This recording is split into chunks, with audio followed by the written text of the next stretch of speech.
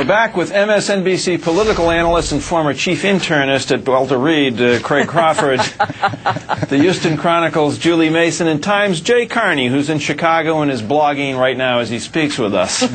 Next up, Video 8, House of Chaos. Late Thursday night, House Republicans staged an actual walkout after a Democratic chair gave a legislative victory to his own party instead of the Republicans. The vote would have stopped agriculture funds from going to illegal immigrants. And even though the tally board indicated that Republicans had won the vote, the Democrat in the Speaker's chair said otherwise. And here's what went down. Check this out. On this vote, the 214, the nays are 214. The motion is not agreed to.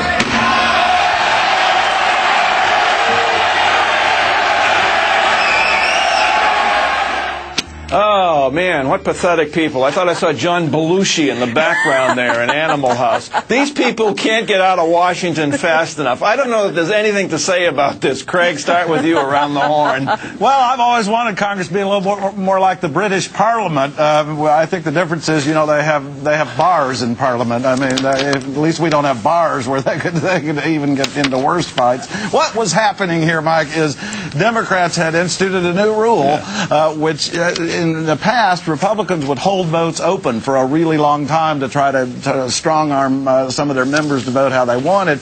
Now they're cutting these votes off quicker, and it worked the other way. They manipulated an outcome by closing a vote too soon, perhaps. You know what? Who cares? We're going to move on. That's more internals. I'm giving you these internals, man.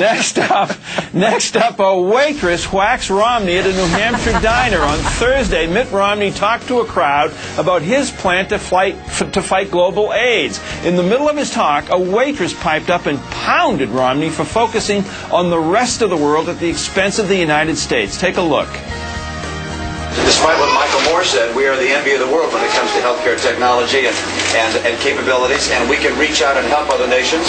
We've done so with a very How about the USA? We've done so with an enormous effort in a number of nations in ways that aren't recognized. And I'd like those to be better recognized. And I will tell you, before you leave, Miss, with regards to our nation, one of the things I'm proud of being able to do in my state is putting on track, you know, as governor of the state next door, putting on track a plan that gets everybody health insurance. And that was, in my opinion, one of the great things that had to happen. And I'd like to see, frankly, I'd like to see all of our... all high co-payments.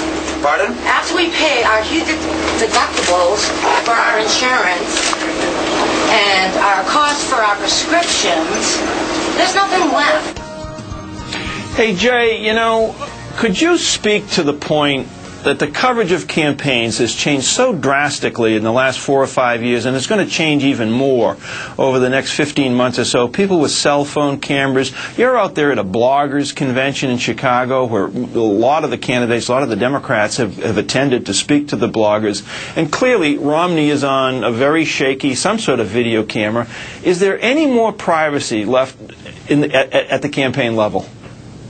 No, I think now if you're a candidate and you want to be totally safe and assured that what you say is not going to be recorded or broadcast on the internet, you have to have one of those safe cones that they had on, you know, Get Smart with, you know, at Control, because everything is so viral right now that you have to assume as a candidate that anything you say will be broadcast. And a moment like that, I think, was interesting for several reasons. One, it was a Republican encountering, you know, one sort of anti-global sentiment within the Republican Party, and also watching Mitt Romney proudly declare his success in bringing health care to Massachusetts is not something you hear him say very much on the campaign trail when he's talking to Republican audiences. So the moment captured a lot of value, I thought, and I think it's fantastic. Well, it showed his inability to get off his talking points, too. Craig Crawford, sorry, Craig, you're out of time.